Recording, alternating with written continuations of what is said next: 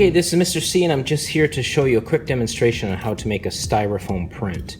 This is just a simple introduction in case you are interested in pursuing how to create a lino block print. What I'm going to show you is I'm going to make a 3-color print.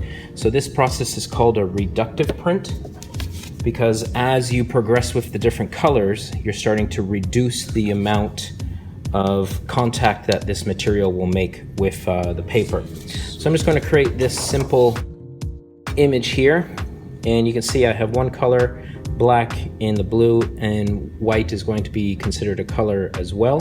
What I have done is I simply have just traced it with the tracing paper, and I'm going to then put this over my styrofoam here. And the first thing I want to do is remove the white areas. That will not require any ink, so what I'm going to do is just simply cut that out. To do that, the fastest way is that I'm just going to kind of put a little pressure here with this ballpoint pen, and that'll make a slight indent into the styrofoam. The only thing you need to be careful of is that any dents or marks that are made on the styrofoam will appear in your print. Usually the way we go with these prints is we start with the lightest color first and work our way up to the darkest color. And you have to make sure that you hold this quite steady so that the registration is even. You could just draw this freehand right onto the styrofoam. Just make sure you keep this stage very light. So, because this is white, I'm going to remove it from this styrofoam. To remove it, simply by pushing in with this ballpoint pen or this colored pencil, we'll push the styrofoam down, resulting in it not making contact with the white paper. And I don't know if you can see exactly what's happening here, but as I'm pushing down with the black pencil, it's kind of pushing the styrofoam in, so this white part here is raised.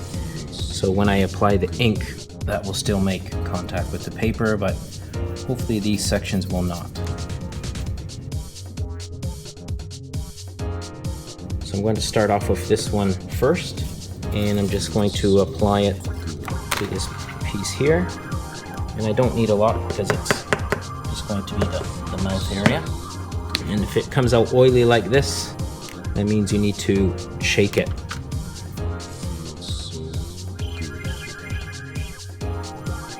I have my brayer, and I'm just going to roll this out. I shouldn't roll it with that oil, but to save time, I'll leave it.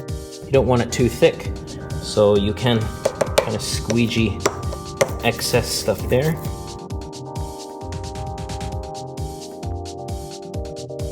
And then these have this useful thing here, so you can put it like this and not get your table dirty. So if you look closely, you'll see there's some areas here where it did make. You can either clean that off with your finger or get the pencil again to push the area down. So I have my paper here, and what I'm going to do is make 2 copies here. So the thing to remember too is that it does come out reversed. So I'm just going to push this down here as accurately as I can. I'm going to flip it, apply some pressure so it picks up the ink. And if I take it off, you can see it's there.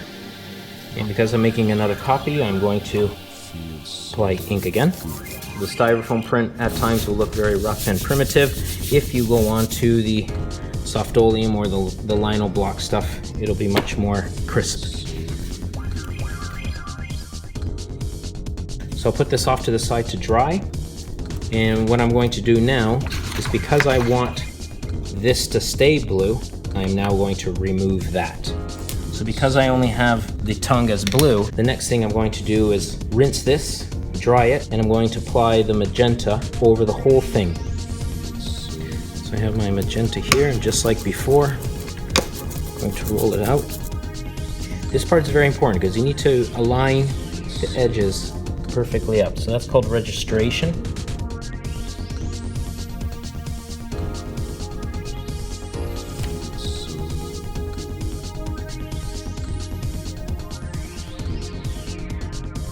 Now the next thing I'm going to do is remove everything except the black, because that's my last color.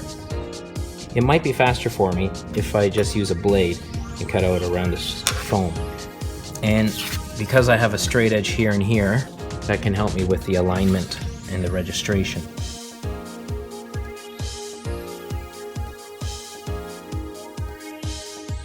And I'll just ink this.